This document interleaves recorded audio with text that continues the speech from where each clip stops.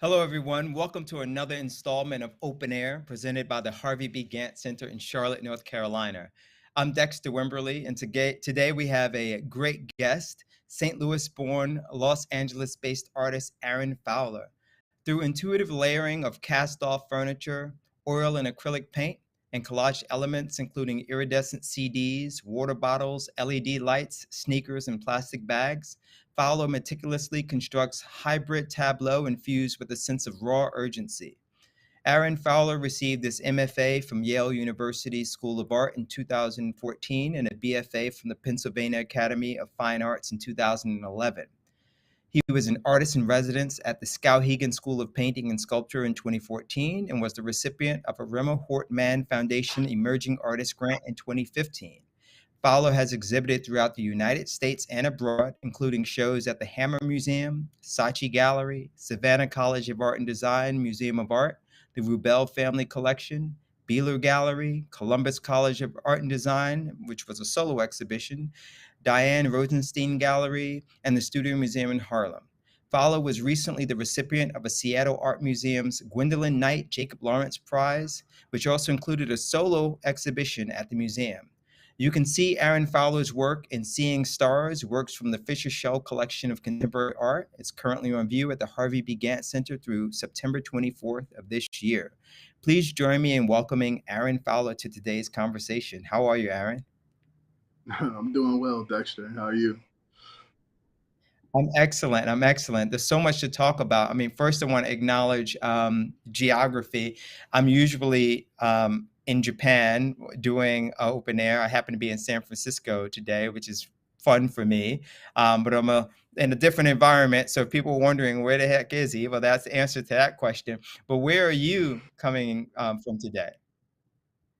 I'm in LA. Just got back to LA a couple days ago. So, yeah, in Los Angeles right now. Yeah, well, the big coincidence here, I mean, not that anyone would know this, but you and I just met in person for the first time in June, and it happened to be in Japan. That was a pleasant surprise for us to be connected in that way. It's sort of like you have to go halfway around the world to meet people that are from the same country that you're from. But we're gonna get into like why you were in Japan and some of the things that you were doing there. But for today's conversation, I'd love to just take a moment to give you, a chance to just introduce yourself. I mean, I've read your bio, and of course, bios leave a lot out, and kind of, may not be the most recent information you'd like to share. But maybe just take a moment and talk about the work that you make, and like when someone asks you what you do and who you are, like how do you go about introducing yourself? I guess sometimes that can be a complex question. 'Cause I feel like I do a lot of different things, but I'm definitely, I guess I would express myself as a creator that makes a lot of different things that completely is based off of like having a certain kind of faith in life and navigating the world using the tools that I have. So, I mean, lately I've been making a lot of things, sculptures, paintings, music, a lot of different things, and using different tools to manifest things that are happening in my life or things that I kind of feel called to. So yeah, I use a lot of different things, and make a lot of Yeah, different things. yeah. Well, you work across multiple disciplines, including painting, sculpture, and installation. Let's talk about your methods of art making, and how did you arrive at this current process? Yeah, I mean, I guess I started off pretty much as a traditional painter, drawer, just using the basic tools I got coming out of like St. Louis. I went to a community college first in St. Louis after graduating from high school. And basically would just use those tools that you learn in like a public school, in a community college, which is like a good skill training in drawing, good skill training in painting, and kind of pursued a very traditional route at first. I ended up going to the Pennsylvania Academy of Fine Arts from for undergrad after completing like 2.5 years of community college at Florissant Valley in St. Louis. And PAFA is in Philly. So I spent some time there, and that school is a very traditionally trained, like painting from cast is almost like as if you're in like Europe or Rome somewhere, like making art, directly from like cast oil painting and stuff like that. So that was like my initial mode of expression, using those tools. And I guess throughout my journey and my process, being exposed to different artists and different ways of making, just kind of everything else kind of like started to insert, like my toolbox got a little bigger, you know. I guess like my first experience of that toolbox getting bigger would probably have to be Norfolk. I went to Norfolk. It was like a residency from, I want to say, from my junior year undergrad to my senior year, so that summer. And it was basically Yale throws a residency for about 6 weeks and invites maybe like 26 artists there from different schools. So I got exposed through that time, and they give you like breakfast, lunch, and dinner, give you a place to live, give you a place to work. So it's my first time experiencing being a full time artist. So that and being exposed to different artists that were going to school in places that were a little less traditional. I got a chance to experience how others make, and they also taught us like printmaking and photography and things like that. So it just kind of added to my toolbox, like different ways of expressing myself that I didn't really experience in my original like training. So that was Thank probably like the you. Thank you first for like sharing that. experience there. Yeah, yeah. And so I'm curious to know, like, what were your early like artistic influences? I mean, when you were a kid in St. Louis, did you already know this was the path you were going to go down, or were you thinking about other things as options? I definitely. I mean, being in St. Louis at the time, like, I feel like maybe I'll talk a little bit about how I discovered art because I never really knew. I mean, in St. Louis, it's not a like a art world or a lot of art exposure. We do have a couple amazing museums, but at the time, I mean, I don't know. When I was young, I thought I was gonna be playing football for a while. I thought I was gonna, be in a league, and then I got exposed to like well, my cousin in seventh grade, my cousin passed away tragically Mm, in a car accident, and I was really really mm, really close to him. And at the time I was in middle school, so at the time I it was probably one of the hardest things that ever happened to me. And at the same time I was in like a drawing class, and I remember us having an assignment around the time that he passed away to do a self-portrait. And I remember this experience so clear. It was like I couldn't draw myself, so I ended up drawing him as a self portrait. And it was on like a little line drawing paper or something like that. But I remember drawing that picture of him, and it was like a healing process. It was like mm, that drawing helped me get through that tragedy. Like made me think of the good times, made me think of the hard times, made me laugh, made me cry. But I remember turning that drawing in, and a professor by the name of Mr. Guilfoyle, Brian Guilfoyle, I was at a school in the suburbs.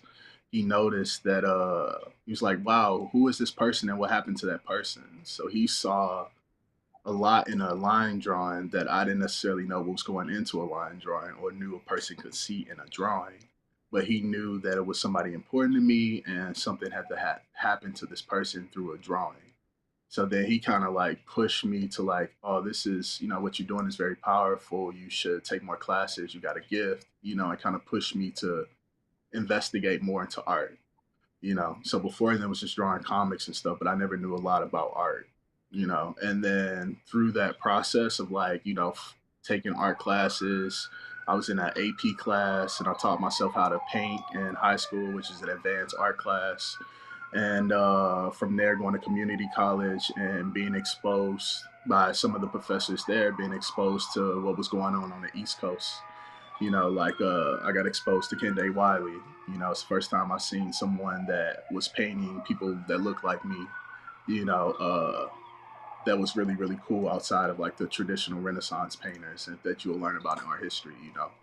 I remember seeing like Kiefer and Stein Kiefer at the art museum, which was still to this day very inspiring because it was just like this crazy big installation with glass everywhere. It just had like a crazy energy to it. I got exposed to like Devin Troy Strader, just a few artists of color too that were on the East Coast doing their thing. So yeah, just slowly being exposed to different things kind of inspired me.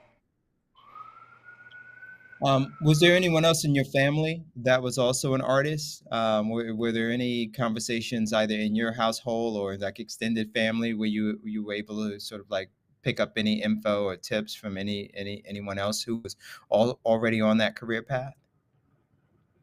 It's funny, like when nobody in my family for the most part that I knew was really making art or into art.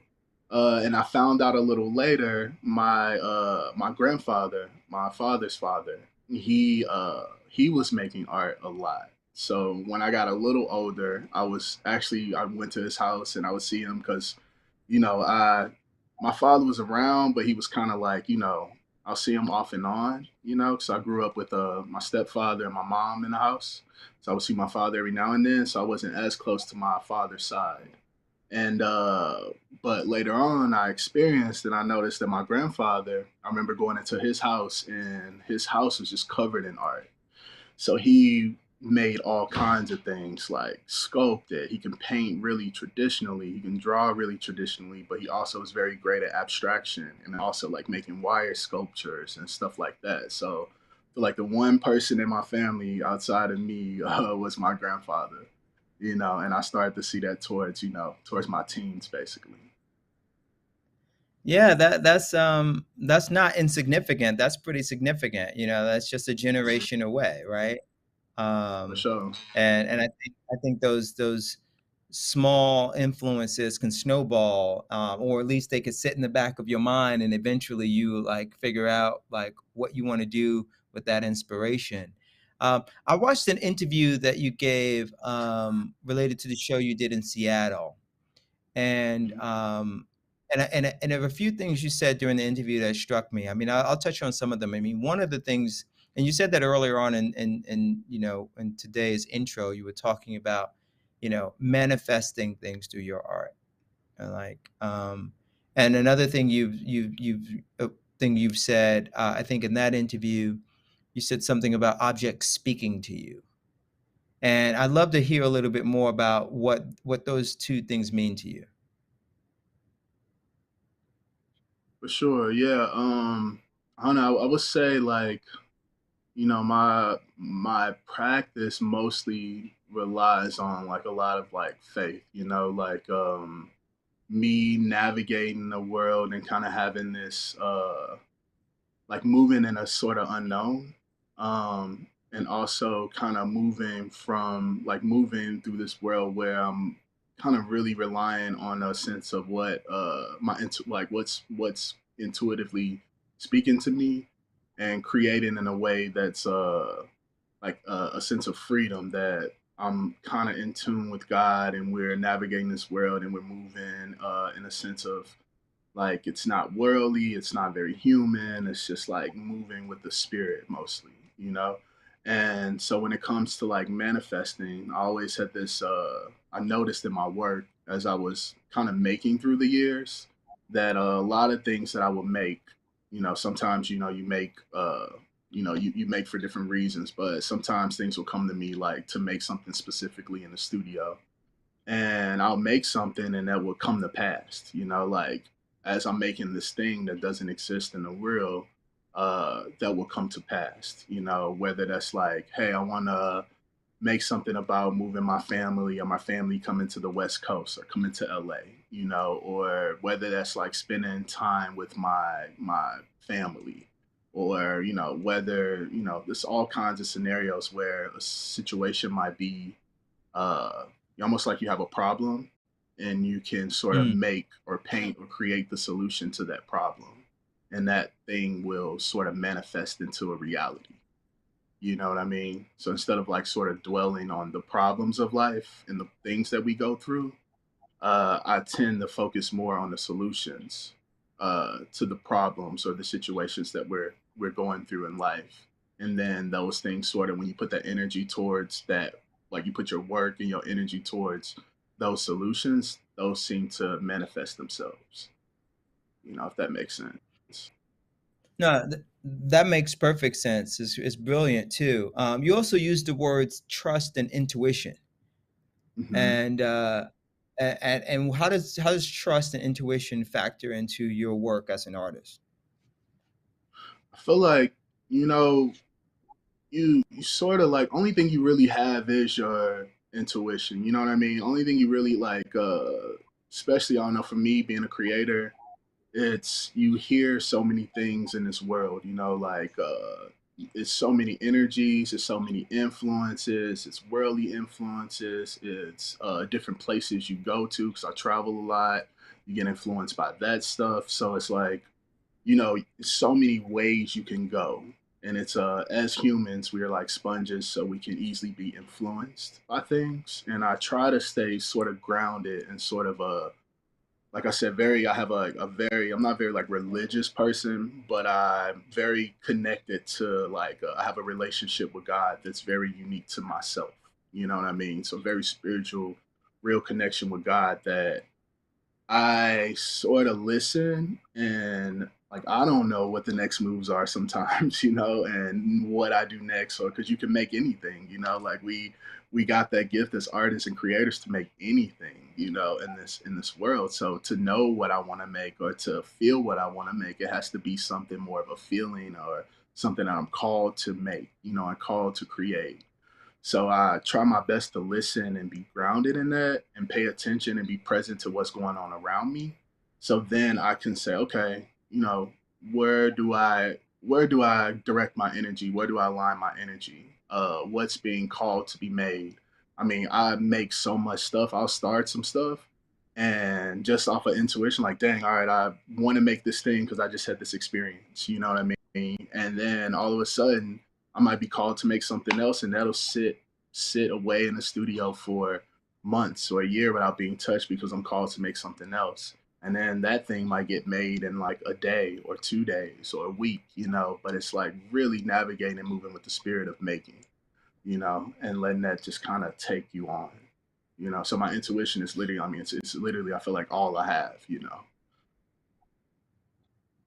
Wow. Yeah, yeah. That's very, very good to hear. And it also answers some other questions that I have. I mean, the language you use around your work is a very spiritual language. And it is a language that seems to be grounded in this idea of your being a vessel, Hmm. and an instrument in some regards.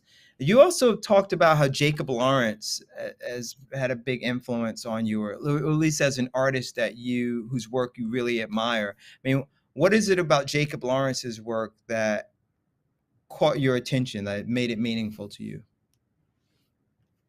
It's wild. Like I feel like I have these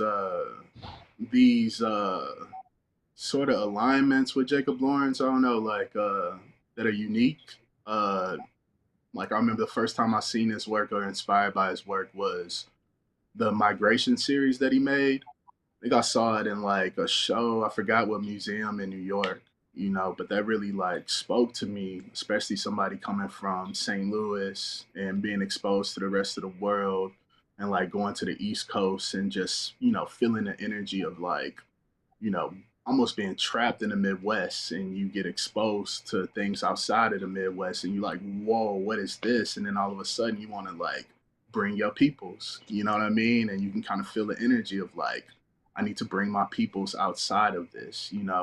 I feel like just the spirit of that is really important in the connection I have with Jacob Lawrence, but also too, just like artistic, like just the visual sense. I feel like, you know, just like with the what do you say, collages and the way that he used materials, you know, I feel like it's in a fresh way.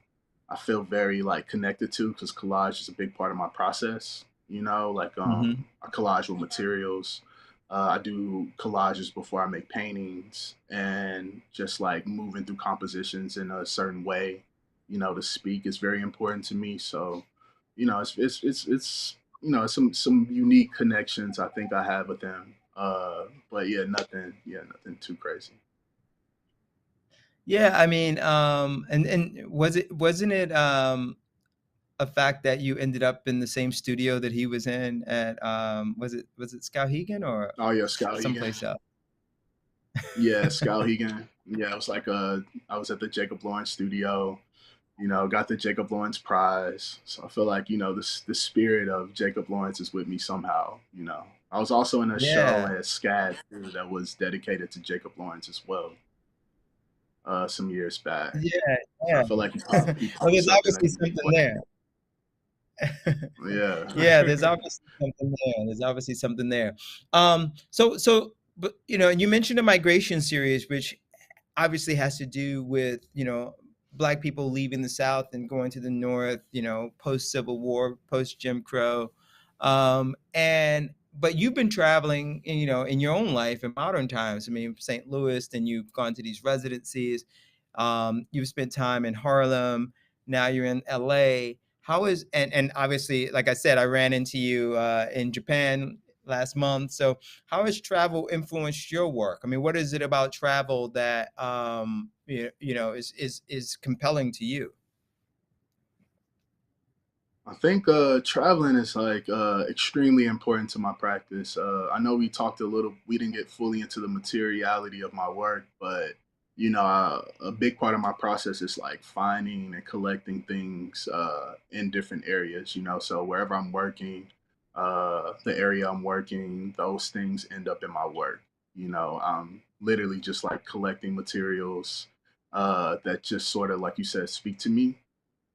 Sometimes I don't know what I'm going to use this stuff for, and sometimes I'm looking for something in particular about a move that I want to make in a painting, and I'll find an object that completes that perfectly. You know, so that aspect of my work, I'm always excited to travel, because when you travel, it's just completely new things on the streets. You know, different new objects, uh, different ways that people just like work. Like for instance, like I've been using a lot of car parts in my work, and lately it's been mostly because I've, over the pandemic, really accepted the fact that that loss of my cousin that passed away in a car accident, and I would continue to collect like car crash materials, or be very drawn to car crash materials. Which, when I pick those up, it always kind of bring me back to that incident somehow, some way. But I'm very drawn to this material, so I've been collecting them. And in America, you can easily collect them on the streets. You know, like you'll find car crash materials on the side of the highways. Like you can go to junkyards, you can find these materials, and that's material I'm using to sculpt with. And in, let's say, when I went to Colombia for 3 months last year, and they don't trash any, like they don't throw away anything. Like all those materials they recycle and they sell them, because it becomes a business. So it's like, oh man, when I go to this new place, it's interesting to see how they handle that material. So if I'm looking for car parts, it won't be just on the street. You got to go to an actual area where they are divided everything. So you go to a place that is like levels of organized car parts, which is trash to us, but they completely organize it and it's a business to them.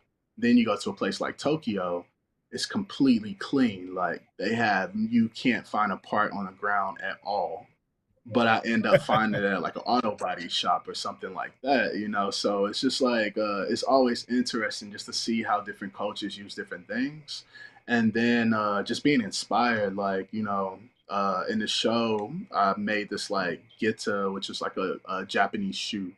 You know, very into like the traditional things in different places. So that ends up finding its way in my work, and also like the way that people in Japan make things. They pay so much attention to detail, and it's so clean and so fine. So like that now has like inserted to my toolbox. You know what I mean? So like different places sort of offer different things, and to me, I'm such a sponge for like materials, marketplaces, just getting to know people in the areas, going to crazy stores and be like, let me get like 14 wigs, or let me get like 30 anythings, and they're always like, why do you need this, and having this sort of exchange with the communities that I work in when I'm in different places, because they get so excited about like, wow, you are strange, you're walking around with all this stuff, like what are you doing, and it's just always really cool, so it's been very important to my practice to be in different places.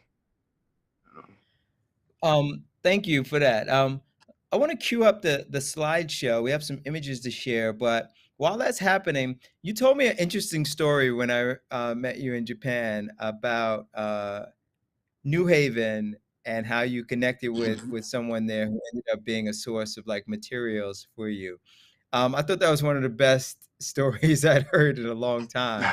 I mean, I don't know if you would mind recapping that at some point during our conversation today, but we could go back to that story because I have some questions after the slideshow that connect to Yale and New Haven, so we can go back to that. But just kind of keep that in mind. I'm definitely interested in hearing that story again.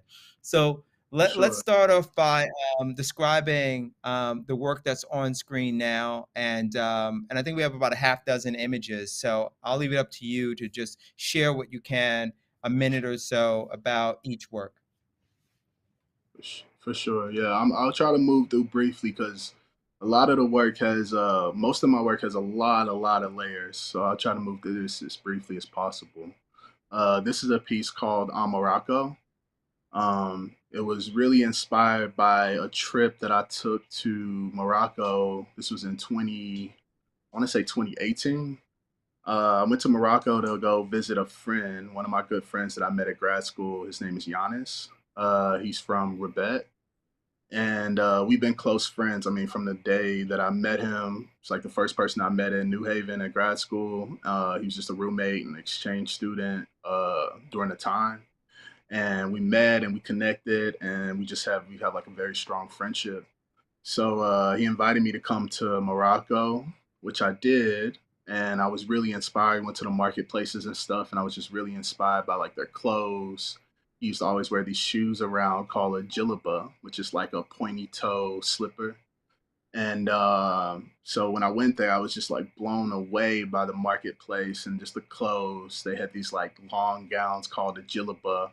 So we got inspired to like, hey, let's come together and make a brand, or make basically put our cultures together as sort of a reflection of our friendship, and also just like unifying like the culture. So me growing up from St. Louis, and being from America, but also more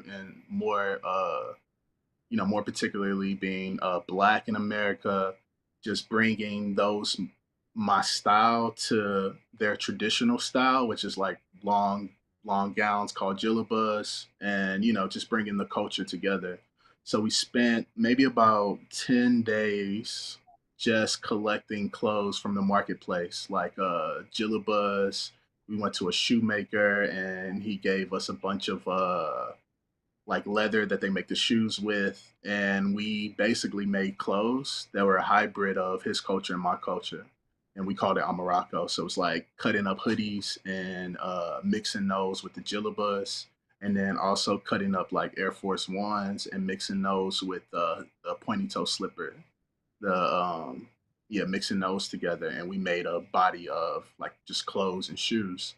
And then, so like I told you, a big part of my practice is manifestation. So it's like, oh, it would be so cool if we can make a store. And what would that store look like if we made a store? So in the background of this, like in the front of it, you see this glass mirrored front, which was inspired by this store in Paris, like this all mirror clothing store I saw, and that's what the outside of the store looked like. And then the inside, you see this sort of Jesus washing his disciples' feet. Uh, sort of Mm. you see that kind of composition, and I put me and my friends and our friends together, and I'm scrubbing the shoes of my friends, and basically that's what's going on in the store. And then on the ground, I don't know if you could see, but it's like like Morocco, uh, St. Louis, and Paris in a landscape, and it's covered in sand.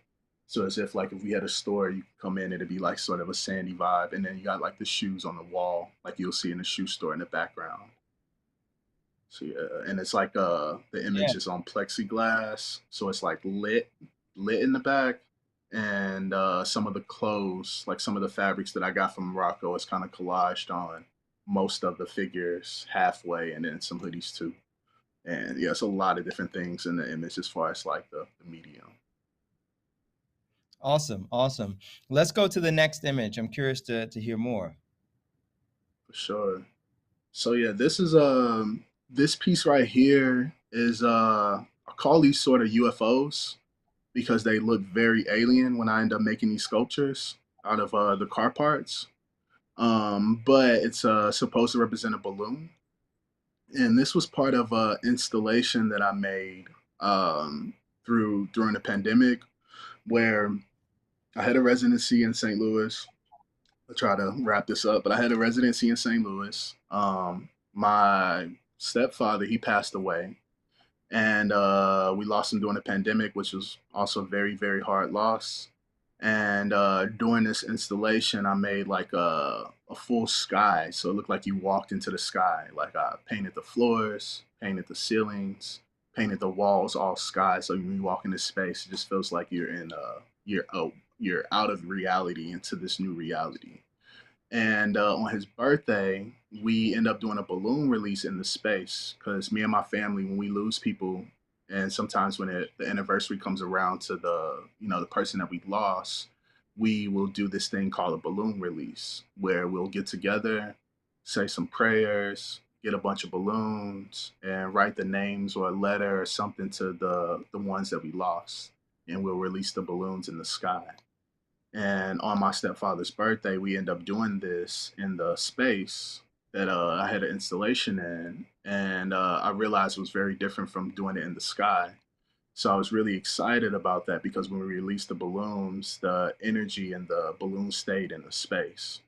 So I decided to, and this is still a ongoing project. I wanted to make a balloon release space where people can come and grieve and let Mm. out balloons. So this particular balloon was dedicated to my stepfather and Darion, and made this balloon in a space and created this space for people to come in to release, fear, doubt, release anything. Maybe it's not a loved one, maybe it's just things you want to get out of you, energy you want to get away from you. So this was like a designated space to do so. Wow, that's pretty profound.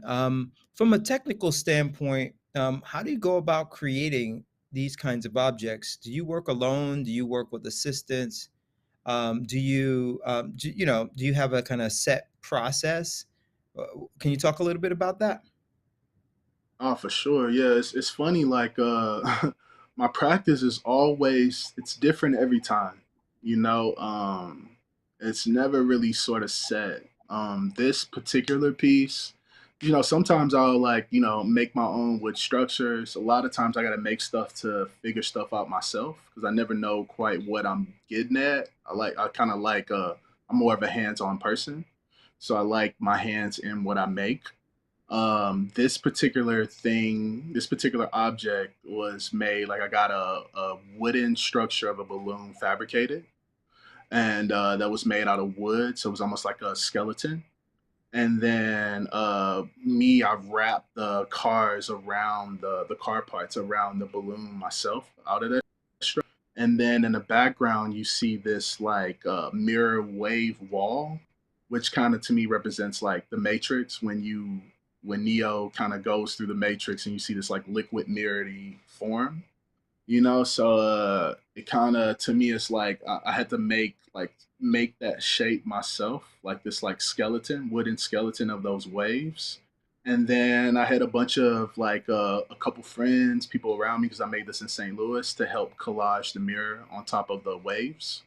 So yeah, sometimes it's like, sometimes it's assistance.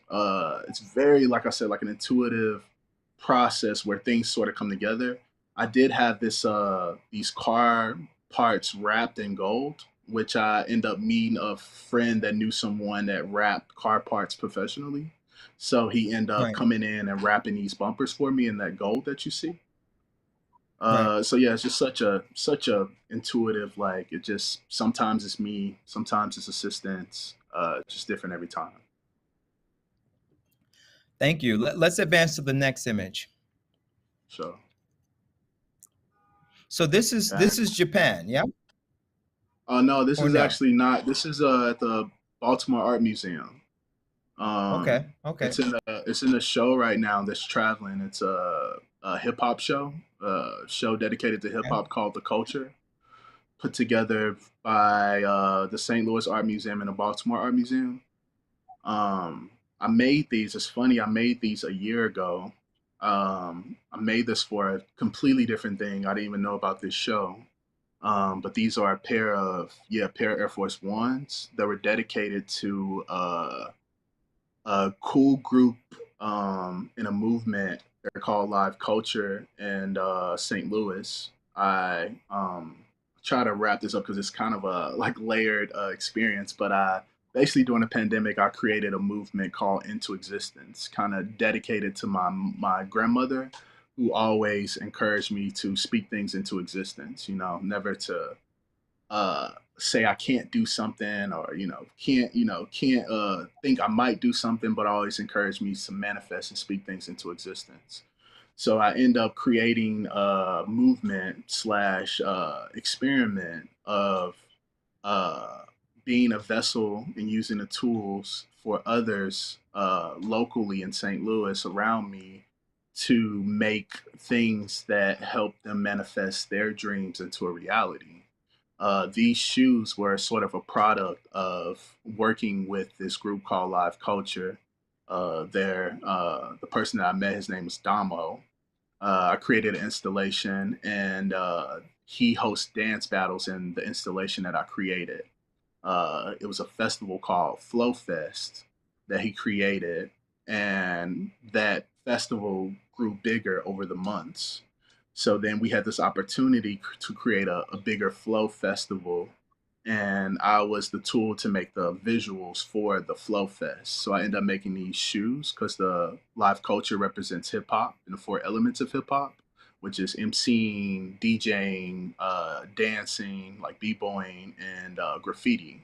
And one of the Hmm. objects that I made were these Air Force Ones that represents the dance portion of those of that experience. And we end up showing this at the festival. And then this ended up in that show that you see now in Baltimore. And those are also made out Great. of car parts. Yeah, that was my next question. Wanted to see if you could talk a little bit about like the scale and the material in these works. Yeah, so each shoe is about 9 foot each. And so yeah, about 9 foot long. I want to say about 4 to 5 foot tall. Completely made out of car parts. So I made a wood structure, but then the exterior is a bunch of collected car bumpers and parts that I found all over St. Louis. And then the sole is made out of a rubber tire. So like rubber tires wrapped around the sole. And then the interior is made out of like the interior of a car. So like, seats in there, it's steering wheels in there, it's coated or like kind of lined in airbags, and the Wow. shoestrings are seatbelts. So they're ginormous. This picture doesn't do it fully justice, but yeah, they're huge. For Let's advance to the next. Let's advance to the next image. sure.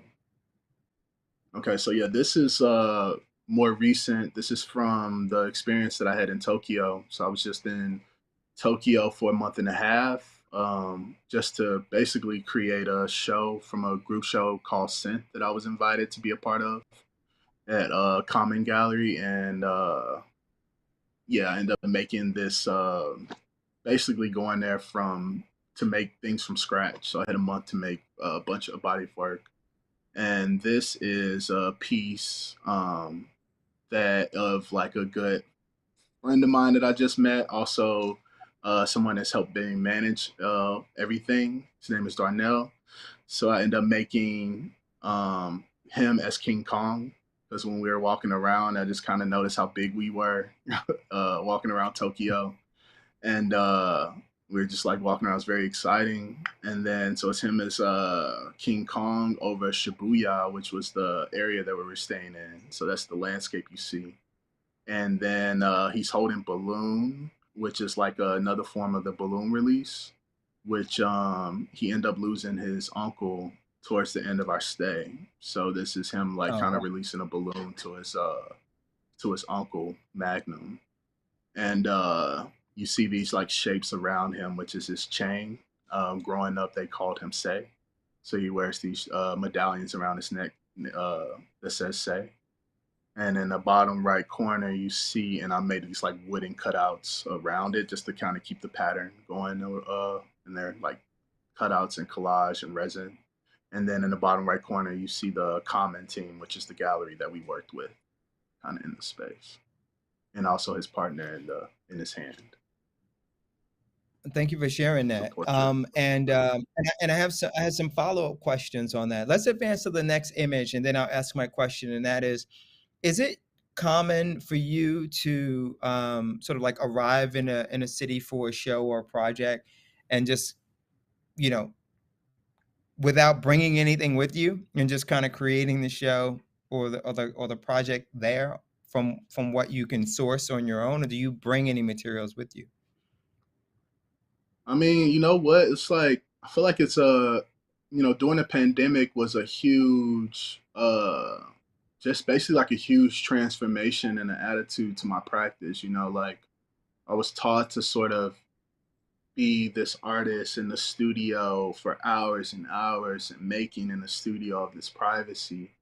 And in the midst of making like a bunch of installations for the Into Existence project I briefly mentioned earlier, which I was manifesting for others, and it kind of gave me a new attitude or a new perspective on like being very present. And like I don't know, I hate going to a space and like sort of bringing something to show them as if I don't know what's best for them or something. I kind of want to like go to a space, get to know that space. So whatever show that I end up having is a dialogue with the community, right? Mhm. So it's very new to me to work that way because I feel like the pandemic sort of gave me the perspective to see that. Mm. So it's been like I don't know. I did it in New York, like right before I came to Japan. I just went to New York to like with nothing and end up making a bunch of work. And I have a student working out of a studio there now, and just like showed up and just being present and making very freshly, very like not having necessarily be a slave to my work, but just be present with everything. So it's kind of a new way of working. And the same here. It's just like when I came to Japan, I was like, this is my first time here. I really don't want to bring work to just show them. I really want to kind of pick up some things so the people that experience that show would kind of sort of feel a part of. And the energy, I know the energy of material kind of just seeps into work. So whatever energy you put into the work would kind of, it will reflect and give out that. So it's been a very new way of working for me, which has been extremely fun and exciting. It's like it keeps the work fresh. Keeps the work really fresh. Yeah, yeah, I can relate to that and understand that fully. Instead of being prescriptive, you want to be responsive, For and sure. really allow people to sort of see themselves reflected in what you're doing. Hmm. Maybe you can just take a moment to share some info about what we're seeing on the screen here before we advance to the next image. For sure. Yeah. So I end up this image right here is called Cheeto El Camino. And I end up meeting this amazing artist slash. I mean, we really can't box him in. He's like a creator, artist, does a lot of stuff in fashion, does some graffiti work, like some street art, does a lot of different things. But his name's Cheeto, and I end up meeting him. I saw his work first in like a Supreme store. He did a collaboration with them, and I saw his work, and then we end up going to dinner that same night, and I end up meeting him, and we end up talking and chopping it up. He was really really cool. We end up talking, and we sort of related or like really bonded over El Caminos, because El Camino is like my favorite car, and it was his too. And I had a '79 El Camino that unfortunately got stolen during the pandemic, but it was my baby. Her Wow. name was Pearly. She's beautiful. '79, like pearl white, blue interior. Just love that car. And Cheeto, man, he also is like a big El Camino person too. So we just like talking about El Caminos, and like he was like, "Man, I would love to have an El Camino everywhere that I go." And I was like, "Me too. That would be love." And I don't know, somehow I was just in a studio, and I was like, "You know what? Like, I'm just gonna manifest that. Like, let's just paint that." So I end up got inspired that night and end up making an El Camino. And I didn't know necessarily what I was gonna do with it or whatever, but I'm like, yeah, I just feel like I just want to make this El Camino. And then I end up like most of my work. We haven't talked about this a lot at all in this conversation, but hip hop has been like the biggest influence in my work, my process, the way that I navigate this world. So a lot of my influences come from like visuals and music videos, or visuals and hip hop culture in general.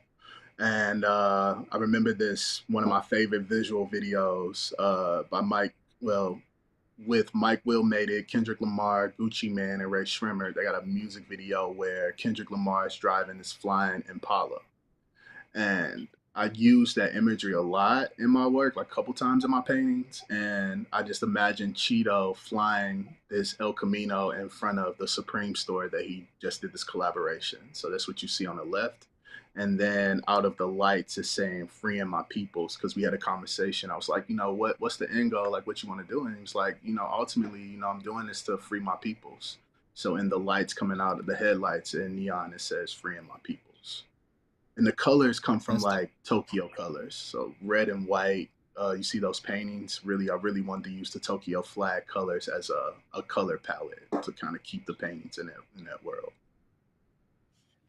that's great. Thank you for sharing that. And I think we have two more images, one or two more images. Let's advance to the next image. Okay. And yeah, and I believe this is also from the same show. Yeah, this is from the same show. Yeah, so all this was from that month of working, and I don't know. I don't know why I had this weird. I don't know how I didn't know this, or maybe I knew this and I just didn't pay it much attention, but I didn't realize that Babesters was Japanese, like a Japanese company originally. And I knew about Babesters, but I didn't, for some reason, I put two and two together. So when I got there, just realizing that Babesters came from Japan. Just like Eviso jeans, also came from Japan. So we were just walking through, and I realized that. And when I seen the Babesters, I was like, oh man, I gotta like, what's the first thing I like? What was the first pair of Babesters I saw? And when I think of those, I think about this Lil Wayne video. I was probably like, I want to say, I was definitely in high school. Wanted like on the Carter 2 album, and Lil Wayne had this video where he was wearing these shoes with the star, and I thought they were Air Force Ones at first, but they had the star on there, so they were the Babesters. And this colored pair, they're called the Silver Surfer, because Babester did a collaboration with Marvel. So I was like, oh, I gotta make the first pair of Babesters that I saw, which was in that video. So it's nostalgic for me. And then I got really excited about, kind of similar to the Amarako image that we saw, like inserting Japanese culture. Shortly after finding out that Babester was sold to a Chinese company, so it's not Japanese anymore. So I really wanted to kind of bring it back to the original, it being Japanese. So I end up was super inspired by like the geta, which is this traditional Japanese shoe, like the wood shoe. And I wanted to kind of bring them together, similar to Amarako bringing the Air Force Ones and the Baboosh together. I wanted to bring the Babesta and the Gita together. So this is like a Bapesta Gitta, Mm. put together. And the shoes are, like I said, these are the Silver Surfer Bapestas. So I made those, and I completely made those out of car parts as well, with like a wood structure. The tires around the sole, and the seatbelt as the shoestrings. And on the walls, you see the Silver Surfer, me as Silver Surfer. And I don't know. It's like part. I feel like it's part of like a bigger series where I want to go to different places and make the shoe of that place. You know? Yeah, yeah, I could definitely see that coming together, and I love the idea of discovery that you got to Japan and you realized this about this brand and you were able to react and respond to that discovery in the work, and that would have never happened if you had brought work with you, right? Because you would have Not already at all. determined, yeah, predetermined. So I think that that's kind of like the beauty in that way of making. I think we're down to the final image. We're also down to our final 10 minutes. So I want to try to get some more questions in before we wrap up. So switching gears completely now, and this kind of connects to what I was getting at earlier, like the story I wanted you to tell. But before we get to that, can you think back to when you were in school, like when you were at Yale, for example, and you had this idea about the realities of being a professional artist? I mean, what's the difference between what you thought having an artist career would be like versus the realities of it? I feel like I got into the art making because I really loved it. So the whole idea of artists or art being a career kind of, it really just kind of snuck up on me. Like I was always making because I was talented and I really loved to make, and it was like a healing process to me. So I always felt like I had to make.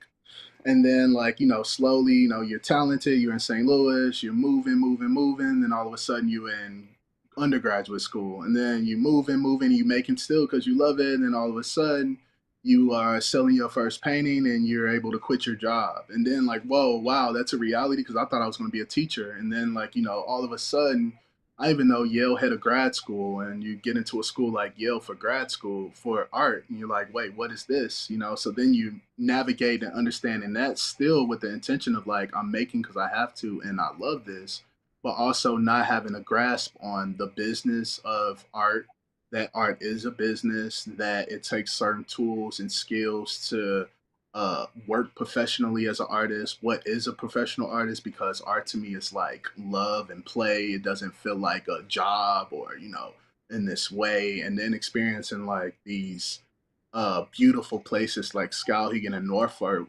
where the art business isn't present in those spaces, but this type of freedom of creating, that is the growth and the magic of making and collaborating and living off your art full time in a special way, where this business isn't connected to it. It's just love, and you making for love. So you end up in those spaces and you making in those spaces, and then the business hit you. I was sort of blessed to have a show while I was in school. I got invited to do a show in New York while I was a student at Yale, and I did that show, and I remember the energy of, like, it's like a test to me. Thank God I actually went through with it, because I think they're encouraging us not to show professionally while we're in school. But I just took a chance and, like, you know what, I'm gonna do it. And I had an experience, and that's when I learned about the business of it, which I didn't fully connect. It didn't connect to the nature of why I make art. How do you sell a painting of your mother? How do you sell a painting that's a solution to your trauma? How do you, put a business format on that? Plus, like, I never, like, in my family, we didn't grow up with art and art business. I didn't know too many people in that business. So I never really knew what a professional artist was. I just knew I wanted to always make my art freely for the rest of my life, and uh, grow with it and continue to grow as I seen some of the artists, like, some of the artists I was looking up towards grow. So I was like, I just know I want this thing to get better. then I just kind of stumbled across it. You graduate, and they didn't teach us the business in school, so you kind of do trial and error. You know, you like you kind of move and navigate that world just by experience, because nobody can really tell you, you know, this is a right way to be a professional or a wrong way to be a professional. I think just making sure you stick into your art and you make it from the heart and you doing it for the love of it. I think everything else sort of fall into place. And you know, I feel like I said, I still like I'm still learning what a professional is. You know, like still Yeah, learning yeah, what that is. yeah. If you could take a moment, I mean, the story I was mentioning about, that guy that you ended up, connecting with and discovering these materials, could you briefly just share that story? Oh yeah, for sure. It was funny. I guess so. When I first got to grad school, they give you this speech or this talk. They bring you all in this room as first years, and they tell you, "Hey, you know, this is a very important talk and we have to let you guys know this." And, you know, some police officers in there and they'll let you know, like, hey, we're in, you know, Connecticut, we're in New Haven. You know, it's very important that you be careful going across pretty much the invisible line between New Haven and Yale. And, you know, you got to be careful because, you know, it's dangerous over there. And I didn't necessarily know what that meant. I mean, I've already crossed that line before that talk. So, it felt good to me, you know, but immediately, you know, after that talk, I did just that. I was like, I don't know what they're talking about. Let me go get some materials for this painting I'm working on.